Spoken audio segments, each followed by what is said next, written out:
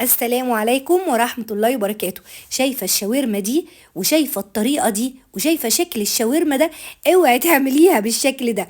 انا بحذرك، لو عملتي الشاورما بالطريقة دي هتاكلي صوابعك وراها صباع صباع، وهيقعدوا يطلبوها منك كل شوية. بنصحك، انا بقولك من اول اهو، خلي بالك من صوابعك لو عملتي الشاورما بالشكل ده. اولا دي مش لحمة، انت متخيلة؟ الشاورما الجميلة دي النهاردة عاملينها بالكبدة، واي نوع كبدة، كبدة مستوردة ماشي، كبدة بلدي ماشي، بقري ماشي، ضاني ماشي، اي نوع كبدة مش هتفرق معانا. اللي هيفرق معانا الخطوات والتتبيلة يا ست الحبايب. تعالى اقولك الجمال ده كله عملنا ازاي. جبت طبقين، الطبق وزنه 400 جرام من الكبدة، وحطيتها في الفريزر لغاية ما اتجمدت، ولازم تكون متجمدة كويس قوي عشان ما تتهريش مننا واحنا بنقطعها. خلي بالك احنا شغالين في كبدة مش في لحمة، فلازم تكون متجمدة بالشكل ده. شوفي السكينة بتنزل فيها بالعافية ازاي، شايفة متجمدة ازاي. خدت الطبق الاول نصين بالطول، وبعد كده كل نص باخده شرايح رفيعة كده بالشكل ده. شايفة بقى وهي متجمدة، عمرها ابدا ما تتفرفت مننا ولا تتهري اهو يا ست الحبايب. ونعملها كده بالشكل ده وهي متجمدة كده. واركني لي بقى ايه الطبقين كده، وهاتيلي التوم اللي عندك في الفريزر. انا عندي التوم بتاعي بفرمه مع فلفل رومي بالشكل ده. جبت بقى معلقة كبيرة ورحت حطاها على الكبدة، ده كده توم بفلفل رومي. وتوابل الكبدة اللي ما بتاخدش غيرها ملح وكمون وكزبرة ناشفة. وبعد كده ادعكي كده الكبده في قلب بعضها، وبكده ابقى تبلت الكبده لوحدها الاول. نركنها بقى شويه كده على جنب تاخد وتدي في التتبيله الطعمه الخفيفه اللي ما خدتش مننا حاجه دي. وهاتيلي بقى فلفل رومي على بصلتين، 3 طماطمات وقرن فلفل حامي. وتعالي نقطع الخضار بالشكل ده. اولا البصل، باخد البصل على 2، وكل نص بقطعه بالشكل ده. التقطيعه دي اسمها جوانح، لا هي الجوليان اللي هي بتاعت الشاورما العادية، ولا هي بتتاخد البصلة بطولها. بصي حلقات صغنونة خالص كده. ونفس الحكاية الفلفل الرومي، بشيل بس الحتت البيضة دي لان دي اللي بتبقى مررة في قلب القرن الفلفل، وبقطعه برضو بالشكل اللي انتوا شايفينه ده. خدي بالك من التقطيعات كويس وركزي فيها كويس قوي، لان هي هتفرق معاكي جدا في شكل الشاورما بعد كده. اما بقى الفلفل الحامي بنقطعه بالبذر، واللي يقولك نضفي الفلفل الحامي من البذر قولي له معلش اركن لي كده على جنب، ده اصل طعم وريحه الفلفل الحامي جوه البذر. كده تمام. ادي البصل والفلفل البارد والحامي.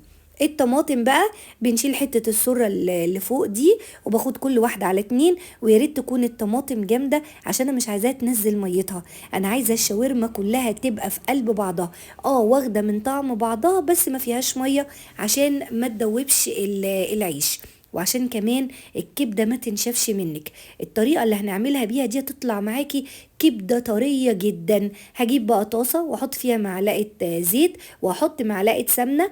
طب عارفين حطيت سمنة ليه؟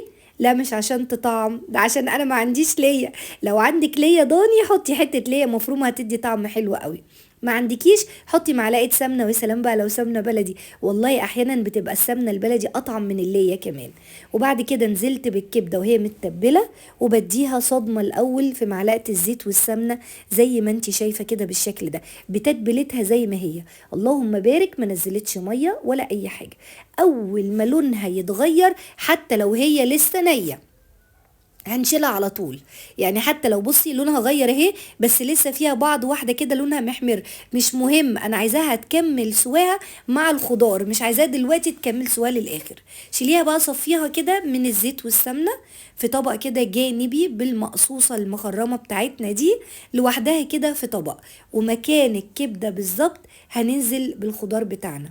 بصي بقى كده اهي، حطيتها في طبق، شايفه لونها لسه محمر شويه ازاي. مكانها بقى بالظبط يا ست الحبايب.